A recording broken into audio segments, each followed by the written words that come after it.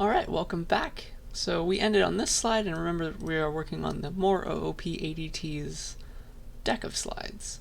So we stopped here, but then I found a funny picture that helps us understand what we were talking about a bit more. So for example, consider the turtle, or the tortoise here.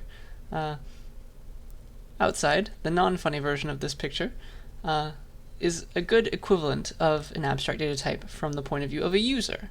So it just looks like a normal tortoise. But as the implementer of the library, so these are the public functions we give to the user, normal tortoise things, the public functions that we give to the user are those.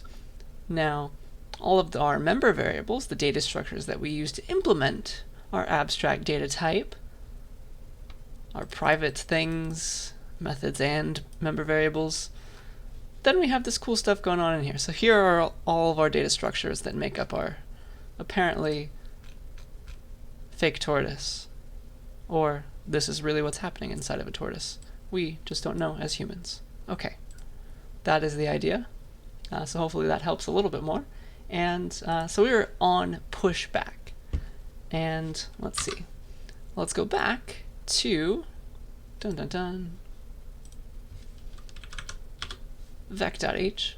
So here is our pushback function that we're about to implement, and remember inside of this vec class you will be writing all of these things, and here are your private member variables. The array itself, the number of items in the array, so its size, and then the capacity that the array right now can hold, which does not have to be the same as num items. It doesn't have to be the current size. Maybe there's some extra room right now. Okay, so there are two cases for pushback, and let me draw those in more detail. I just gave you a sneak preview last time. So we'll have a blank slide, and what I'll do is get a nice blue pen, and okay, so here is case 1. The easy case. We can just immediately add to the end of our current vector because the capacity isn't too bad right now. Okay, so we started with, let's see here. I'll call it v again, and inside of our vector v object, we have the array, which is really a pointer to a place on the heap. This is the heap way out here. And it has some stuff in it. It has a size. It has but it's not called size. I called it num items, and then it has a capacity.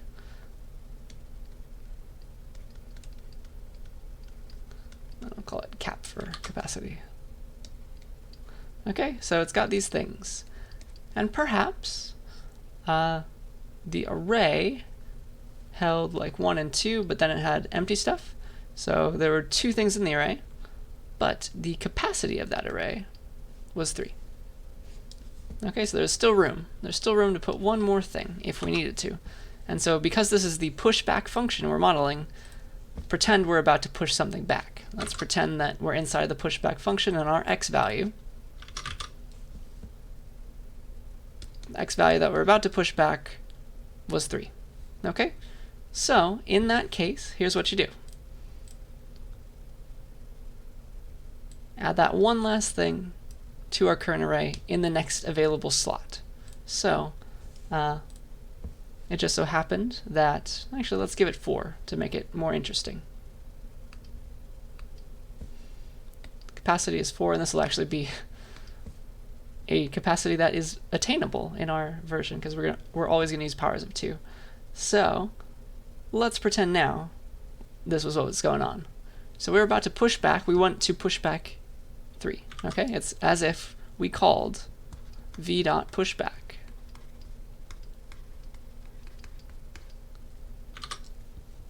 Of 3.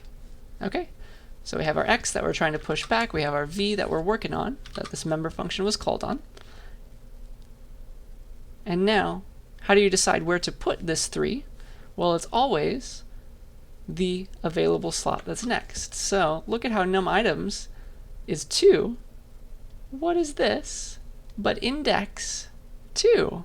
So go to the same index as num items because it's always one off. That's your next slot.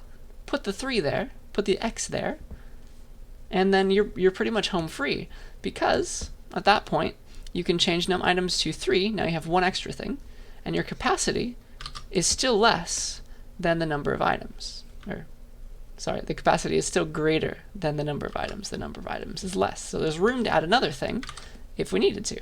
Okay? So that is the easy case, and that's the most often going to happen case, because very, very rarely is your array full, because we're going to keep doubling it in case 2. Okay, so that's the easy case, and I hope that makes a bit of sense. Please yell at me if it does not. So if you can add something, if you've got space, if your capacity allows for it, add it. And then always remember to increment size. Okay, case 2. That's the hard one. And so this is what will be tripping you up, and please write many tests to make sure it's working. Hopefully the ones that I've given you in the lab are useful. Alright, so again, let's pretend we're calling v.pushback of 3. But this time, here's our vector v. Our local variable for the pushback function is x. It's set to 3, of course, because we're saying pushback 3. We've got our array, which really points to an array on the heap. But let's give it the same size, I guess. 3, 4. The num items for this array, the size of it, just so happens to be equal to the capacity, as many things as it's allowed to currently store. So there's 4 things in this array right now, and it can only hold 4. That's all we get. That's all the room we allocated on the heap for. So if we want to put a 3 here, we're going to have to do something. Okay? So I think we're going to need a fresh slide, and let me copy all of this right here onto it. Whee! Or perhaps to make it easy for you when you're studying, I'll just put it all on this one. Ooh, that was scaring me for a second, but it worked. Alright, so we're going to need to do something about this. There is no next slot. We need to increase the capacity. So we need to create a new array on the heap with double our current capacity. Let's make that bold as well as italic. So double the capacity. Surely we'll have room at that point. And then we have to copy what we already had into that array. Okay? Reset capacity, and then we'll add the next element as we would in just normal case 1. Okay, so what's about to happen is our capacity must double. Okay, that's what it means to be a vector. Your capacity always doubles when you run out of room. Okay, so you have these nice powers of 2. It's beautiful. And then we're going to make a brand new array on the heap, and red's probably not the best color for that because it's not like being deleted just yet. So let's instead make this brand new array of size 8 on the heap. Okay?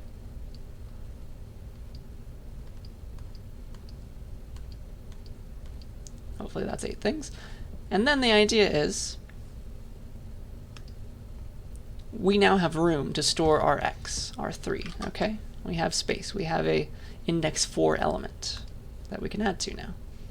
So we will swap out that pointer for this one.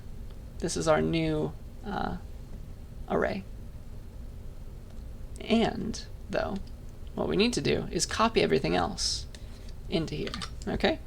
So we'll say 1, 2, 3, 4, and so now we can safely get rid of this old one. It's not big enough for us anymore. It's like we had an extra child and we needed to buy a new house. Okay? That's the idea. So now we have room for that 5th thing. We can go to index 4. You can still follow the same pattern as before, and then add the thing that you were trying to add. Okay? So we can add the 3, and let me make it all. This was our goal, adding this 3, so I'll put it in rainbow.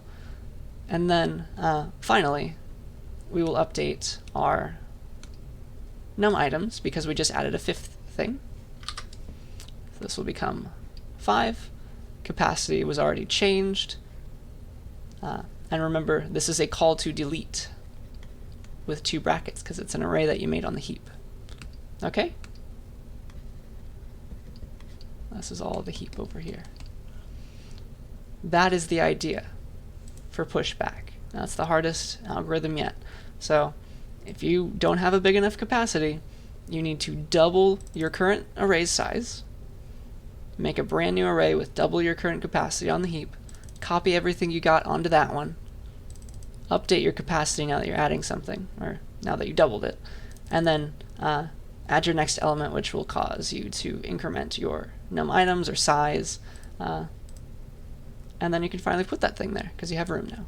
Okay, so hopefully that wasn't too bad. This is obviously the hardest thing that you'll be implementing in your lab. So please study this, and yeah, yell at me if you have any questions. So with that, let us now talk about algorithm analysis just briefly. I'm going to have a whole lecture on this in a couple lectures. But now let me give you another sneak peek.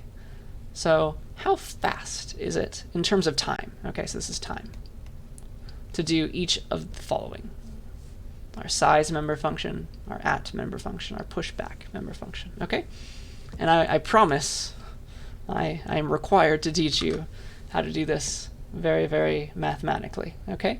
Which are faster than others, for example. Okay, so let's look at size and let's look at at. First, dun dun dun, I guess we'll do size. So size, it just happens to be a getter. It goes in your current vector, your object that it's called on, and just goes in, gets the num items, and returns that, okay? So it's really just a variable lookup. And that's very fast.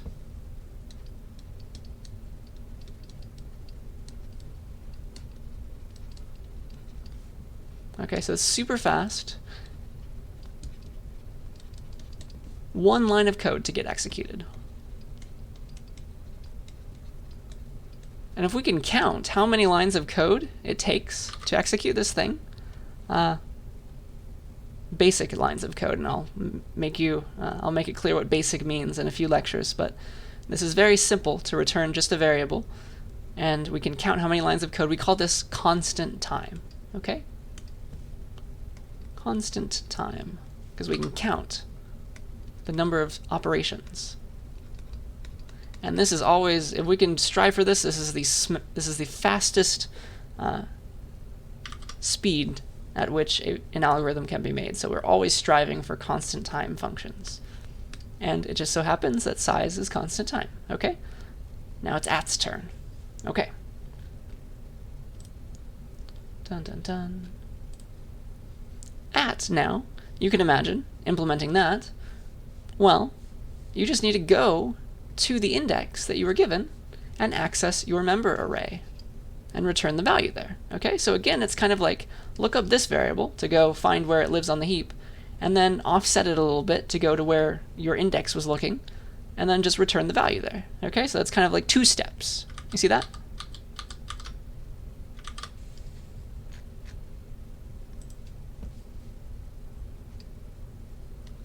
Access ARR at a certain index. Again, super fast. 2 lines of code maybe, or it is 1 big line of code, I guess we'll say. 1 line of code again, with 2 intermediate little steps. You gotta go look up ARR, what's the address that it holds, then offset it by the index. 1 line of code, 2 steps. If that makes sense. So again, we can count every time it's the same. However you want to think about 1 line of code, 2 little intermediate steps. We have our friend constant time again.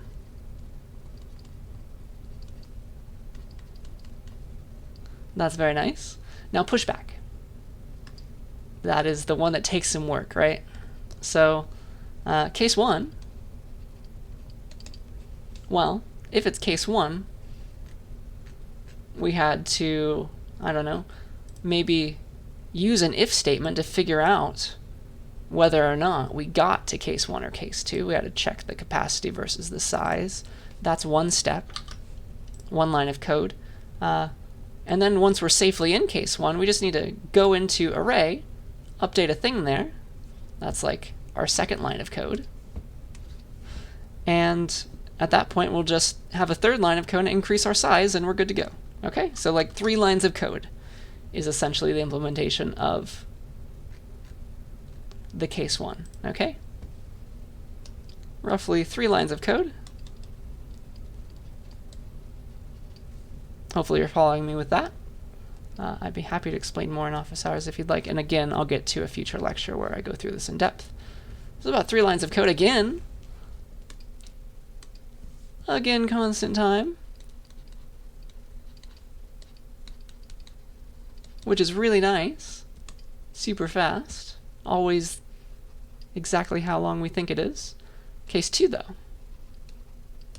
Okay.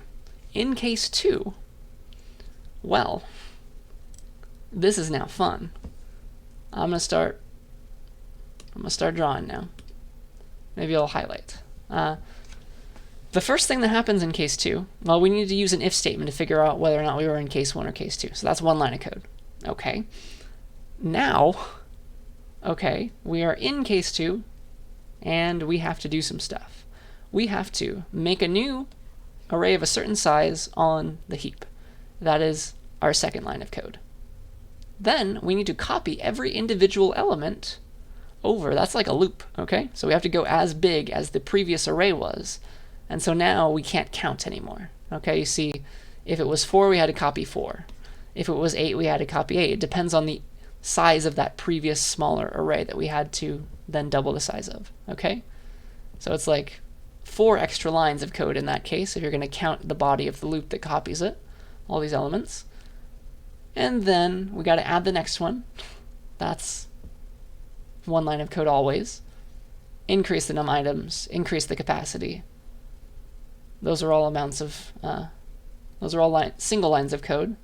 But the issue was this case right here. We had to copy all of these elements from here to here, and that depended on the size of that original array. Everything else, we could count the number of lines. But now it kind of depends, okay? I hope you see how I'm thinking about that, okay? Depends on the size of old array. If it was large, we had to do a lot of copying work. And the copying work kind of dominates the process. I hope you would agree with that. If it was like 1024 size array, and we just had to double that to 2048, we had to go and copy those original 1024 elements. Does that make sense? So that's always going to dominate the process, especially as those arrays get large. All right, so large array equals lots of time. But the idea is we can kind of graph it. We know the old size of the array, and we can just give it a name, like n. n was the old size of the array, okay? And the amount of work we did was essentially about 2n lines of code, okay, to copy most things, and then some extra stuff. So if you graph this, and we'll talk about this in a future lecture, it's a line. So we call this linear time. Oh no. So we're going to call this linear time. Okay, if you graph the 2n, for example. And that is all I really want to say about that right now, in terms of time complexity. This is time complexity. Okay, so that means that, in essence, well, size is the fastest one of them all, given the number of steps I was talking about, but really size and at are doing the same amount of work, in essence. Push back, on the other hand, depending on what case you hit, you might have to do a lot of work. You might have to wait there a while. Okay? So, that's where I want to leave you with now. feel free to come to office hours, but I'm going to tell you something that might not be believable at the moment. On average, pushback is still constant time. Okay? Come to office hours if you'd like me to explain this to you. It takes some math, but it's pretty fun. It's beyond the scope of this class, though. Okay? So vector is really nice, even if you hit case 2 sometimes, because you won't hit it very often, is the idea. Okay? But that is beside the point. Just think constant, constant, possibly linear. Okay? And we'll talk about what all of those things mean in a future lecture. This is just getting our feet wet a little bit. All right. Now we have the other side of the coin. We talked about time complexity, but also we have just so much memory in our computers. All right, so this is space complexity now. Those C's and E's look the same. Space complexity. Okay, and let me see if I can, move these down just a little bit and maybe space them out.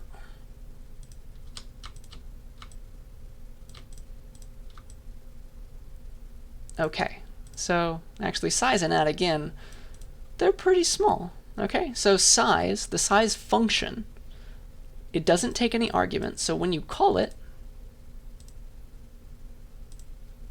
it doesn't really have to store a whole lot of extra information. So no arguments to store. Like for example, if you called it from main, you call the size function, the dot size function on your vector, it doesn't have any extra parameters that it stores. It's just called with nothing else. Okay? No args to store, and it just returns a value, a single int. So in essence, all the amount of memory it needs is that int that it's going to return back. Okay? So 4 bytes. Which is the size of an int. And that's roughly that amount. Again, I can give you precise details if you'd like, but it's beyond the scope of this class. So because we can count the number, this is called constant space.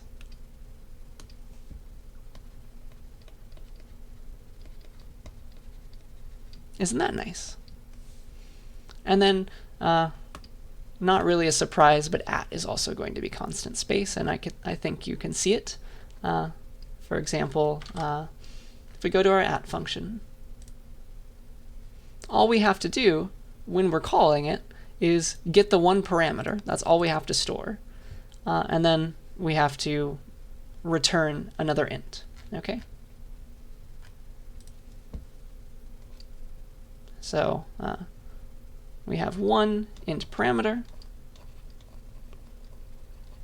that we actually have to store now. We're going to call it from main, maybe.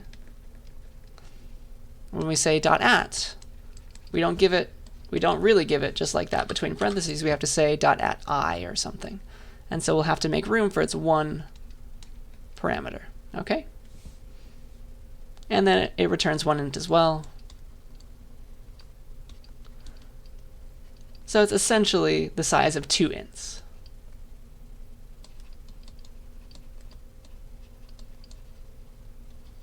Okay, and again, this will be constant space.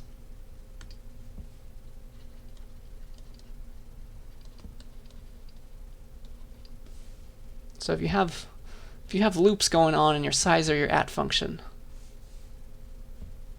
something's wrong. It can be done faster. Now pushback, well, again, it's going to have a parameter. You're going to have to store that. But let's get into the meat of the details again. Case 1 is super easy. You're going to have to store that parameter, and pretty much everything has already been allocated. The vector v has enough space. We're just changing existing member variables. Totally constant, totally cool. Case 2, though, is when things get interesting. We have to allocate memory, because for a brief moment of time, this array needs to exist, and this array needs to exist so that we can copy them over. Okay? So if we had an array of size n originally, we needed to make an array of size 2n of new space. Okay, that's the idea. So this is the new stuff, and that will dominate the calculation when n is large. And then you have that one parameter as well. So kind of, it again depends for pushback on the size of that array. But again, it's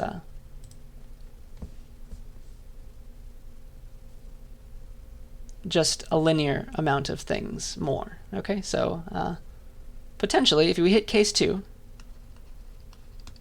we are going to need to allocate 2n, where n was the size of the smaller array. 2n ints, I don't know, allocate a new array of size 2n.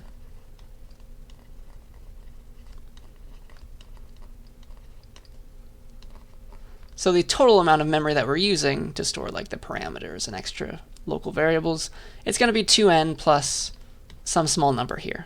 Okay? And that again, if you graph it, it looks like a line, and so we call it linear space.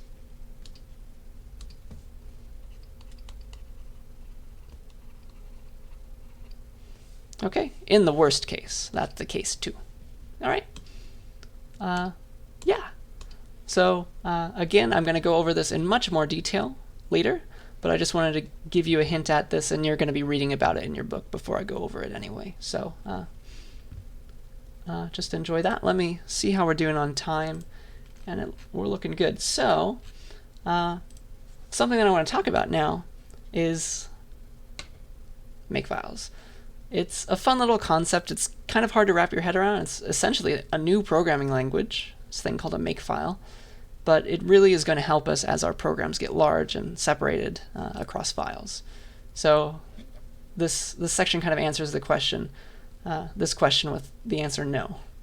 So if you change just one file in your large library, like I've got x.cpp, y.cpp, not doing too well with drawing CPP. There we go. z.cpp. And perhaps I just changed x, but everything else was still the same. I still have to call g++.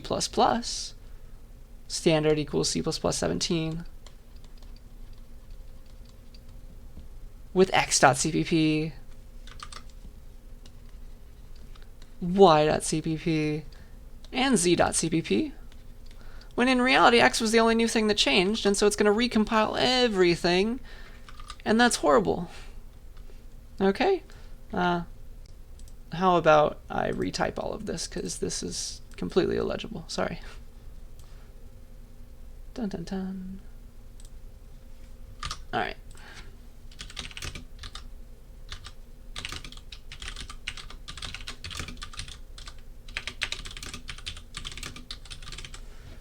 There was no need to recompile these things. So the issue is, what's the point of all this? We're wasting time. So you do not have to do this. Okay? There is a new way. And before we get there, I want to talk about something that might not have been covered in your CSCI 40. So you know about a compiler. That's what we've been using. We write our C++ program, our x.cpp, and we give it to the compiler, which is G++. And, well, that's going to go and spit out ones and zeros, or machine code, for our program. It's also known as object code. And, yeah, that's important to think about, because if you give it multiple things, like y.cpp as well, it's going to make separate object code for those individual files. All right, so it's going to separately compile, single program at a time, x into some ones and zeros, y into some ones and zeros, and the idea is some of those don't change all the time. Okay, so we can save some weighting if we pre-compile things in a special way. And then also you're also using libraries and things like, for example, IOStream, which has like cout and cin, among other things that you're including. And once you've made all of your programs and you've compiled them into object code, then there's this thing called a linker, which G++ also does, which can be confusing. But really there's a separate program called LD that G++ calls but it does it for you. And the linker's job is to take your programs that you wrote, all of their separate single program machine code, and then bring them together with, optionally, if you used a library like IOStream, bring in the code for that as well, so that it can make a final program for you, I don't know, main, for example, that you can run // on, and that has all the information that the operating system needs to run the program. It has cout and cn because it got included from the linker. It has all of your code, it got included from the compiler. Okay? That is the idea with that. And so there's this special thing called a linker that you haven't really touched, I don't think. And now we're going to use that to our advantage, because the idea is we can pre-compile these things into special object code. We call it z.o, y.o. And if x is the only thing that needs to be recompiled, we'll just run g++ on that to make x.o, and then we can call the linker manually to bring them all together into one final main file, for example. Okay? So the idea is you get to run the compiler less, which saves you time. I don't think you're ever going to use a large program that takes hours to compile, but I just want to let you know that those exist. Okay? So we're going to use those object files, those .o files, as an intermediate stage between compiling and linking. Okay? So the idea is you're going to say G++ still. You're going to say standard equals C++ 17 still. But then you're going to say -c. Okay? And then you're going to give one single file. Just one file here. Okay? And that will recompile that into a file called x.o. It'll drop this suffix and add .o for object. Okay? And so that's like the compiled form of this one file. Okay? And so that warrants writing about. Is the compiled form of, and when I say compiled I mean machine code, the machine code form of just x.cpp. It has nothing to do with IOStream, even if you included it. There has been no linking yet. I want to separate those things in your mind now. Okay? And so we can just make multiple calls to G++ with this -c every time we change one thing. Okay? And then we can bring them together by calling the linker at the very end, which is another call to G++. And I'm going to give you an example in just a second. Let's see what the next slide says. Yeah. Just right now, then. So, let me get some water. Don't need to be here anymore, but let's see what I want to do here. How about we just quickly make a simple program around our counter.cpp. We're going to make it a library again, okay, with a main.cpp, a counter.cpp, and a counter.h. So I'm going to make a new folder called counter library. Okay, I'm going to move the counter.cpp into that library folder. So now it's gone, and I'm going to go inside of that now. Okay, so I will now edit counter.cpp to only have the counter library bit. We're going to move the rest around. So, for example, this is a declaration. It belongs in counter.h. Okay? So I'm going to make a new file called counter.h. Here it is now at the bottom. And I'm going to paste all of this. Remember, though, that it is important to use those header file guards. So if and def counter h define, and then counter h, and then end if. Okie dokie. And this requires vector, so we're going to include vector. And we never want to say using namespace standard in a header file, so we're going to say standard : vector, and that will solve all of these problems. All right, so back to counter.cpp, we got some stuff out of it. And actually, we're pretty much good to go at this point. let's see. The one thing we need to do is include counter.h here so that this knows about the declaration of the counter class. Otherwise it was complaining, the compiler, like, counter doesn't have anything to belong to it because counter does not exist. But now it knows because we copied and pasted that file in. And now I'll make a main.cpp with just a simple main function that calls inc a few times, maybe.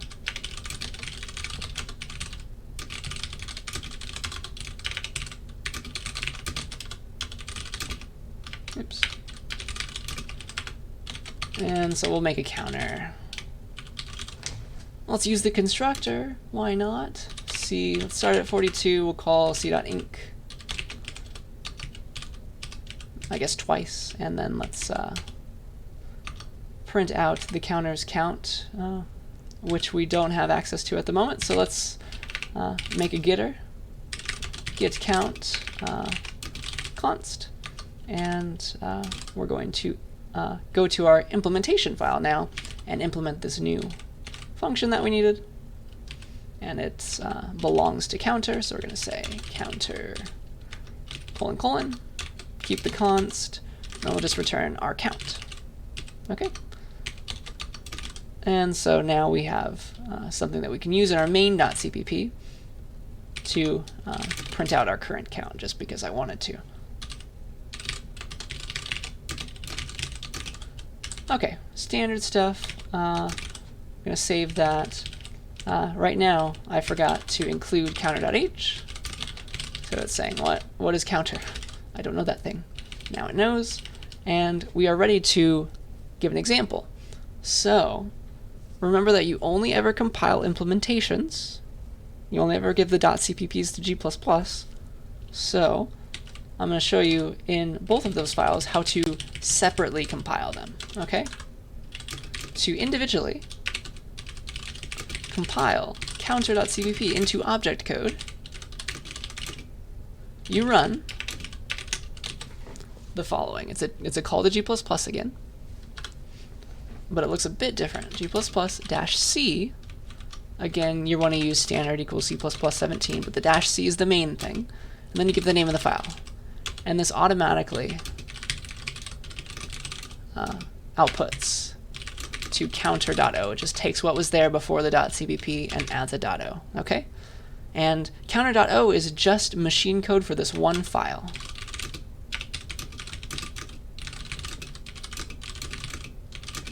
And so it won't run. It's unable to run.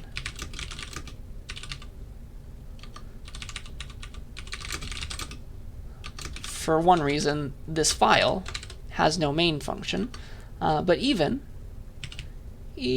on main.cpp, we have the same thing going on. So let me go there and show you how to compile that. Again, it's going to be all the same stuff, but now just main.cpp. It'll make main.o, but it's still not runnable. This time, it's not runnable. Though it has a main function, it uses all these library things that are not included in main.cpp. They're included elsewhere. Okay? So object files are never able to be run, but they are compiled. They are machine code. They just need to be linked together. Okay? So they're waiting to be linked. And so let's go into counter library. And I should probably move these to lecture 4. Let's see here. Maybe I'll call this lecture 3 and 4 because they kind of go together. Counter library, I'm going to say G++ standard equals C++17-C, and I'm going to do just the first one. Let's just do main.cpp now. Okay, so when I run it, run ls to see what's there, it made the main.o, and again, you can't run this thing. Okay, and then we'll do the same for counter.cpp, and when you want to bring them together, when you want to link them now, you'll do this. Okay?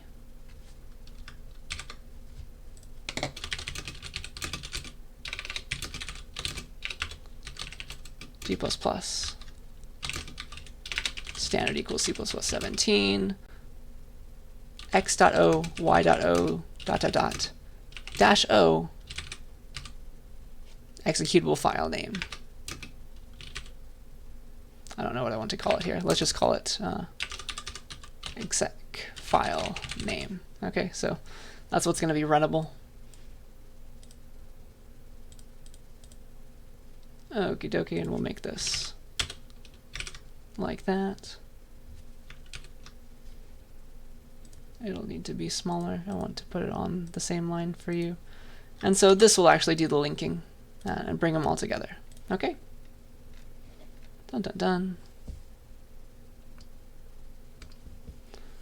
So this, when you give it a bunch of .o files, this links it all together. It links them all together into this thing called exec file name. We'll use main, for example, in our case.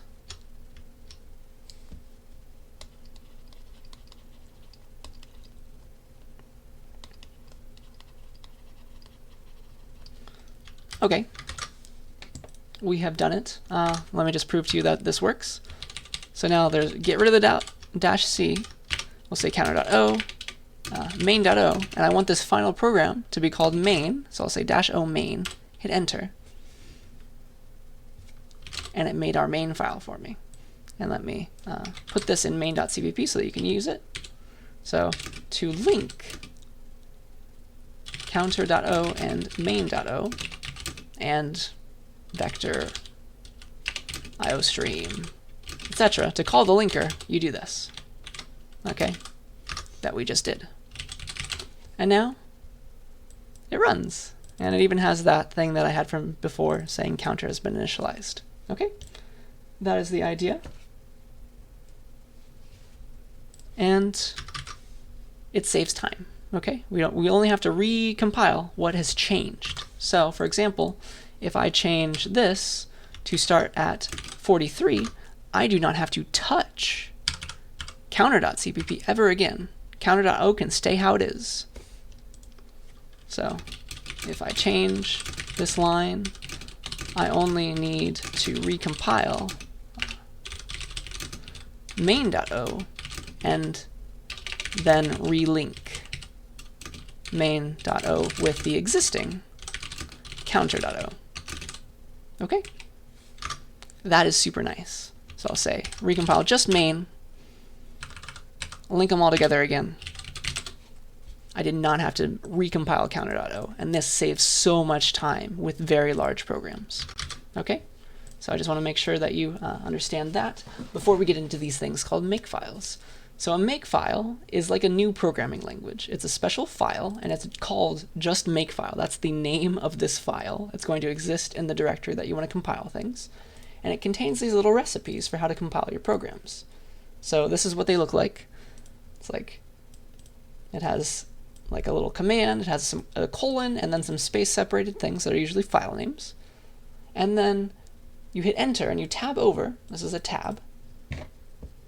Always a tab. That's necessary. And then you start giving command line commands. This is terminal commands here. To go and make that thing. Okay. And then you can have multiple little rules. This is a rule. All together it's called a rule.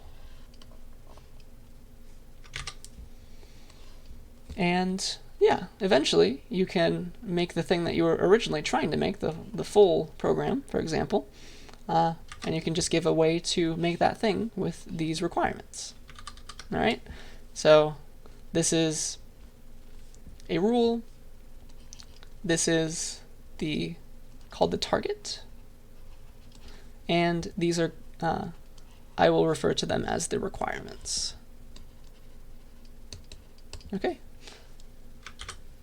So let's see what this means. All right, so how do I makefile a PB&J sandwich? So this is what a makefile, well, actually on the next slide I'll talk about this, but let me makefile a PB&J sandwich for you to try and give you some intuition, let's say.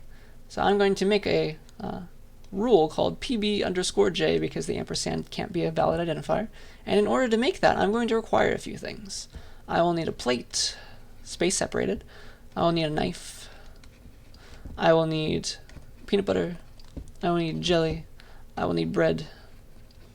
But once I have all these things, I can tab over. This is a tab on the next line and say, okay, let's see. Open the peanut butter jar. And you can just keep giving things on the same line, but you have to keep tabbing over. Open the peanut butter jar, open the jelly jar. Take out 2 slices of bread. And eventually it'll be like closed sandwich once you put all this stuff inside. And this, after you've performed all of these operations, you will have the thing that you originally intended to make, this thing called PB_J. And but first you required all these things. Perhaps you didn't have any peanut butter left in your house. Well, then you'd have to make another rule for how to make peanut butter, and that would require perhaps a car and some money. And you'd have to tab over, go to store, and buy peanut butter.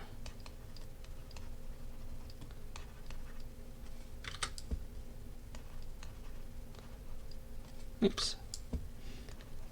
And once you did that, then you'd have the peanut butter after. But first you needed those requirements. So if you didn't have money, maybe you'd have to go get a job or something. It's unfortunate. So that's the idea. If you can't immediately make this because one of your requirements is not yet made, you'll just go and look for that rule, for that requirement, and make that first. So there's kind of an implicit ordering that peanut butter needs to be made before PB&J because it depends on it. Okay, it's a requirement for PB&J. So if that wasn't vague enough, let me give you the full structure now. Okay, so we have rules, and this is,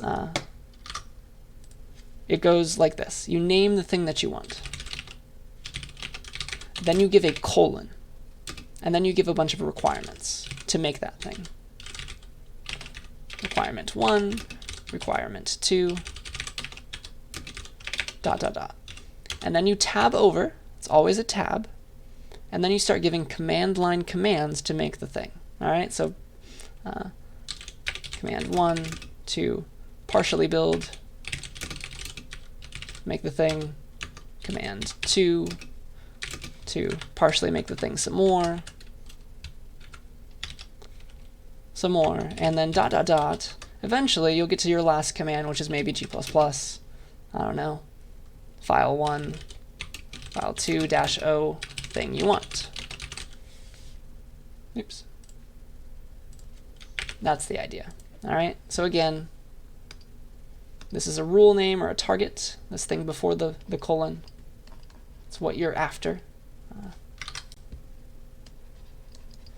And these are your requirements, the things that you need before this rule can run.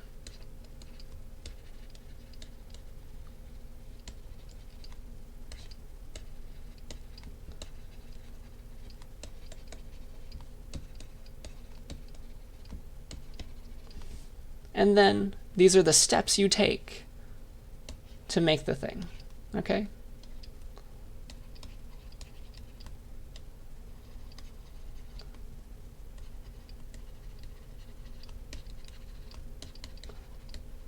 And more often than not, these commands will involve these requirements because you needed them for a reason. Okay, so with that, let me now make a makefile for this example. So we're going to, let me just go straight out. I have nothing here that's called Makefile. I'm going to make a new file called just Makefile. There's no extension, just Makefile. Hit enter, and this is what it looks like. So the first thing that I want, the thing that I want to make right now is called main, right? So number signs are comments in the Makefile language. And so the thing that I want is called main, okay? That's what I want. And I'll make a rule for it, all right? So I want a thing called main. I need, remember what it took to make main. Darn. It took these two .o files. You see that in order to make main? So let's do that. I need counter.o and main.o in order to make it. And once I have those things, I can tab over and link them together. When I hit the body of the rule, it's just like it's a function in a sense. So here's the body of the rule. Remember the tab. And then now I can make it. Use my requirements to make main. All right, and the way to make main is, I'll just copy this. Okay, just like that. But assume counter.o didn't exist yet, main.o didn't exist yet. Then it would be stuck. If I say remove main.o, now this rule can't work. It doesn't have an ability to make main.o right now because that file doesn't exist. So it can't use that to make main. But we can make main.o, make a rule for that, which requires main.cpp to exist. Do you see where I'm going with this? And in order to make main.cpp, or main.o from main.cpp, we'll run g++ standard equals C++17 dash c main.cpp. All right, same thing this time for counter.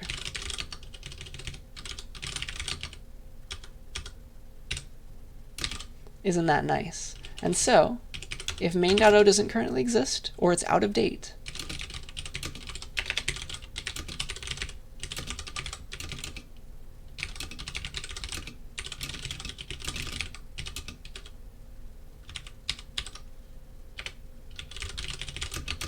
all right, and that's super, super helpful if it's out of date. That's also very nice. Okay, so let me remove all these things, and actually you can make a special rule that gets rid of all the compiled code.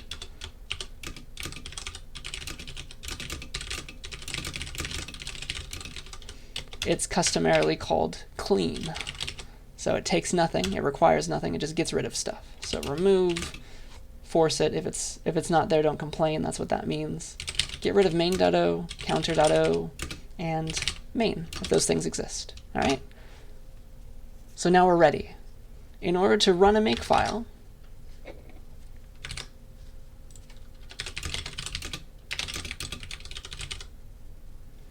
well, you say make target name, all right? And you say that on the terminal. So let me go back like this.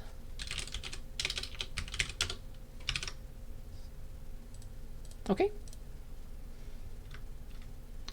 Optionally though, or just make by itself. We'll run the first rule if you wanted that. So if you really just wanted, and usually the first rule is special, if you wanted to make the first thing, and technically we do, you'll just say make by itself and it'll run make main. All right? So because main is the first rule, make is equivalent to make main. Okay?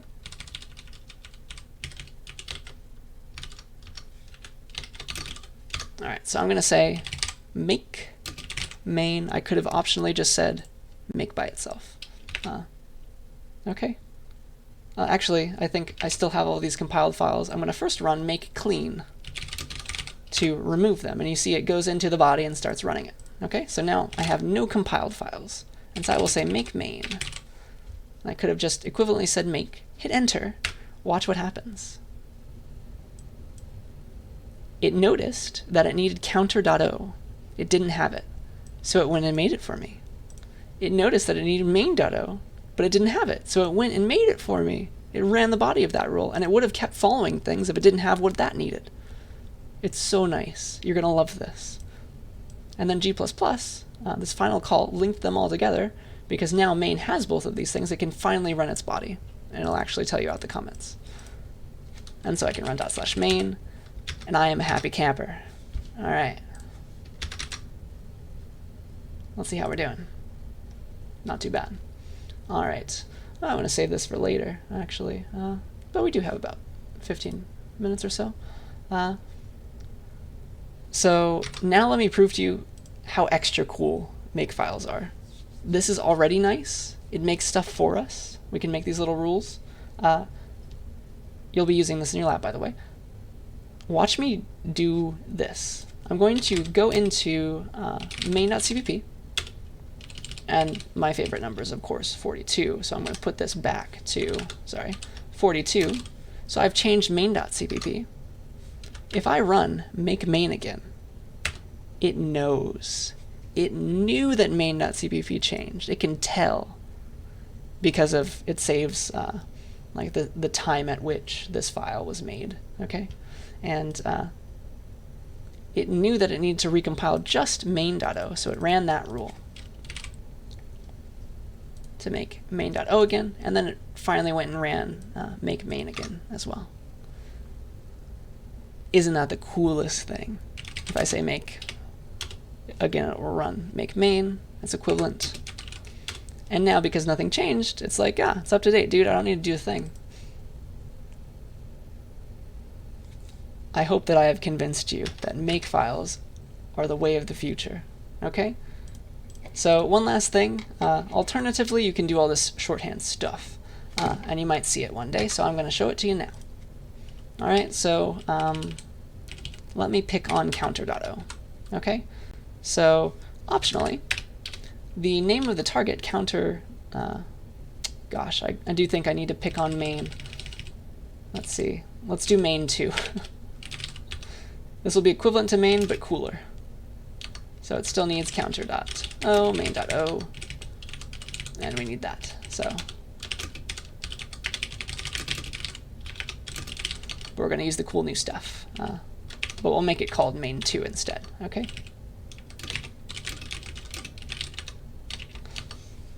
So what's going to happen is I can replace the name of the target with $@. So instead of saying -o main 2, that's too much typing, $@. So that's equivalent. It will get replaced with main 2. Okay? Similarly, all the ingredients or the requirements are replaced when we use the $caret. So instead of saying main.o counter.o, I can replace that with $caret. And those will get filled in with that. All right. You can optionally get just the first ingredient. That might be useful one day. And then you can define makefile level variables as well. So you might see something like this up at the top, because there are multiple compilers. Some people might pick their favorite one and say CC, for example, equals G++. And so to replace something with a variable, you say $, and then put the variable in parentheses. So $CC, this will get replaced with what the variable is equal to, so G++. And that is essentially what I wanted to do there. And they sometimes say C flags equals dash standard equals C++ 17. And you can add more. There are other things that you can put here. So instead of all that, you can say, and you can see how this might save you a whole lot of time in typing. All right, so now I can say make clean to get rid of everything. And I guess I need to add main 2 here, because we're about to make that. So watch it. First make counter.o, then main.o, and then call the body of this, which will look exactly like main. You see how everything got replaced? That's all. So I encourage you to play around with this. It's super nice. Alright, one extra thing just for fun. It's called a comparison class, and it's quite interesting actually. It's when you have a class and you want to sort it. You want to give it some kind of ordering. Alright, so let's make a class and try and sort it. So I'm going to make just a very simple class that holds something, and this will be useful for our next lecture even. So I will change this lecture 3 folder to say lecture 3 and for it, I think. So I'll do that later, but I'll say vim holder.cpp. This will be a very simple class. It just holds one int value has like a constructor to set value to that thing that is passed along, and it also has a way of getting that value out. I'll just be lazy and put it all inside the class.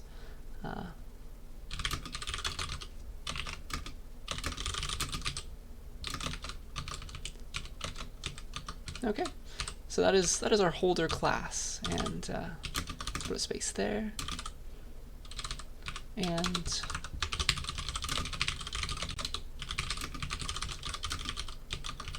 I'm going to also include vector and algorithm, and this one is for sort. Okay. So what I'm going to do is a contrived example, but you can think of reasons why this will be useful one day, and that's why I want to show it to you now. So let's pretend we have a vector of these holder classes. Okay, and let's just set it equal to like holder1, holder, I'm going to call the constructor a bunch of times, holder2, and really holder, the class, just essentially holds one thing. Okay? And I forgot to say public. There we go. Okay, so if I try and sort, I don't have to say standard colon colon, but it's just ingrained in my mind to do that. If I try and sort the vector, it's going to complain because there is no current way to compare our class, and that's the point of this subsection. Let's watch it complain, though.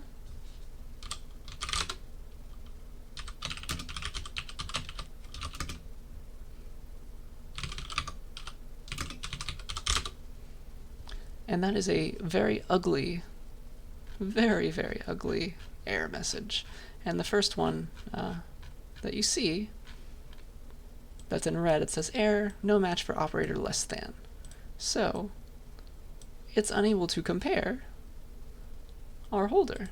So ways to solve this are option 1, implement operator less than for holder, which returns a bool, says whether or not one's less than another. Okay, that's one way. Or if you want to customize this and compare holders in a special way depending on what day of the week it is, you can make what's called a comparison function or a comparison class. The comparison function is pretty easy. You can look at the documentation for the sort function to know how to do that. It uses my function. This is the way that it does it. It sorts it using this function that it made that returns a Boolean. Pretty easy. What I'm going to show you is this fancy little comparison class thing. We're going to give an object to the sort function. Okay? And that can be customized to sort in a special way. So I'm going to make a fancy class called holder compare. It's called a comparison class.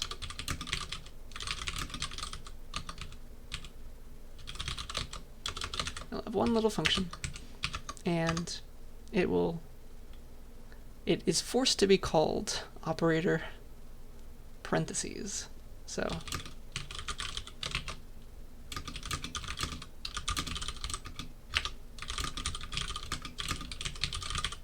this is like you call this object, an object of this class, as a function, which is weird.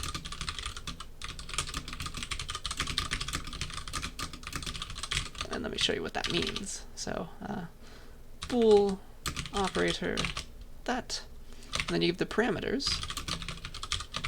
Usually const references are the way to go, of course.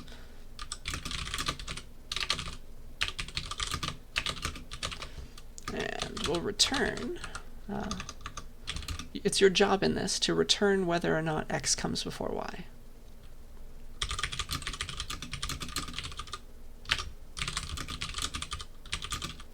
That's the reason this is a comparison class. That's what it is supposed to return. It's essentially you're making up your own custom less than function.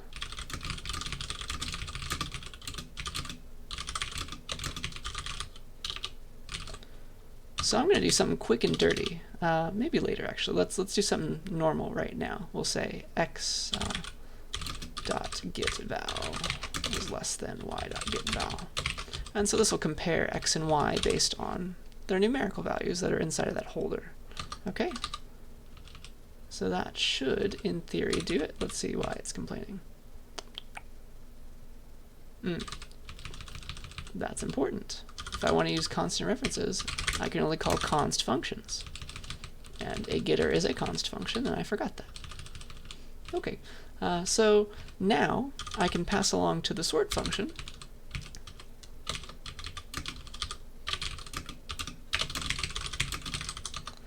an object of the type holder compare.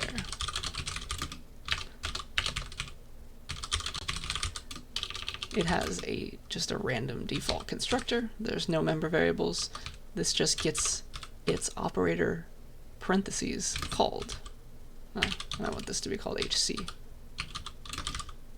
Okay, but before we call sort, let me show you what this does on two holders. So I will see out the results of calling HC like a function. Weird, I know. With v at 1, v at 2. All right, so this is going to be the holder holding the 1 value, the holder holding the 3 value. So what the function's going to do is it's going to go inside and look at the values there and output true or false. And I forgot a semicolon on line 25 after the class. I'm so sorry. Now it compiles, and it just so happens that oh, I'm sorry, I compared index 1 and 2, so 3 and 2, sorry, and then it just so happens that 3 is greater than 2, so this is false, and it returns 0. Okay, that is the idea. Now, if I sort these by that comparison class, it's going to use that to pick which comes first, which thing. And now if I print out the new vector after it got sorted, this is what happens.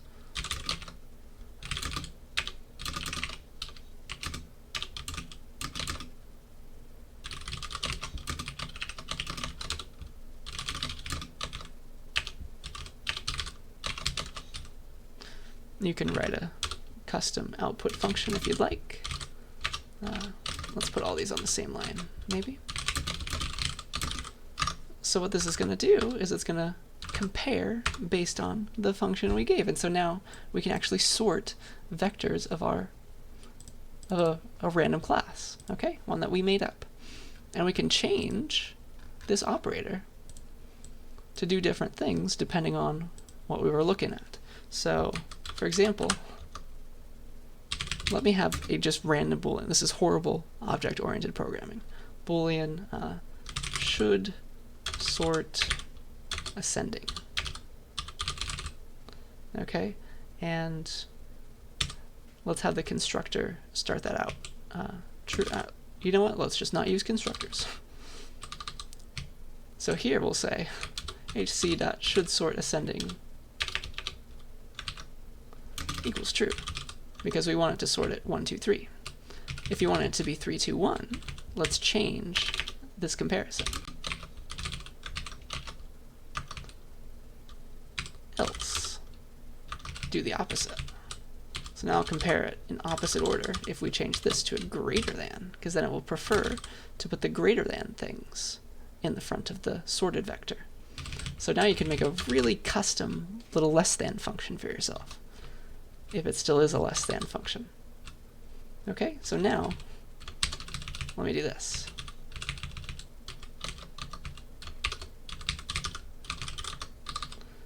Now I'm going to tell it to sort not ascending, so descending. And in theory, this should first print 1, 2, 3 like we had it, and then 3, 2, 1. But I have to save it first. we go.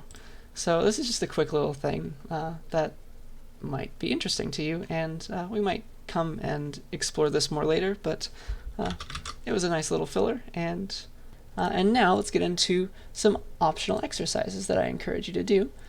So this is all for you this time, so try and list 5 ways as to how arrays are different from vectors. So there are some reasons. Go ahead and look into that. Look at the documentation of vector to see what it can do. And I think you have a good grasp on what arrays can do. They're a basic type, so they can't do as many cool things. And then try writing a Makefile rule that runs a program on a sample input. So have it do something like run main, run your program that you write, and have it give it, through cin, some certain input. And the way you can do that is by using this echo command. So what it does is this first thing prints out XYZ to the terminal, but the pipe stops that from happening. What it does is it takes the standard output of the echo command and gives it to the input of foo. So this is called a pipe. So converts the output of one program.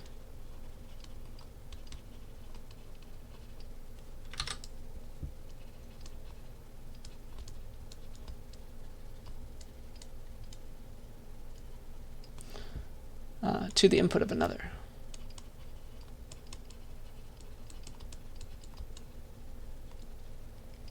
Okay, and then finally, make 2 programs. The first one's program A, and maybe do this a few different times for different examples. Then write program B that is based on program A, but it takes exactly 3 times as long to run. Okay, so have fun with that. And please come to office hours, yell at me if anything is going wrong or you have any questions. I'm happy to help you, and I'm here for that. But other than that, I think that's all I wanted to talk about. Thank you for getting through the second week with me, and I will see you next time.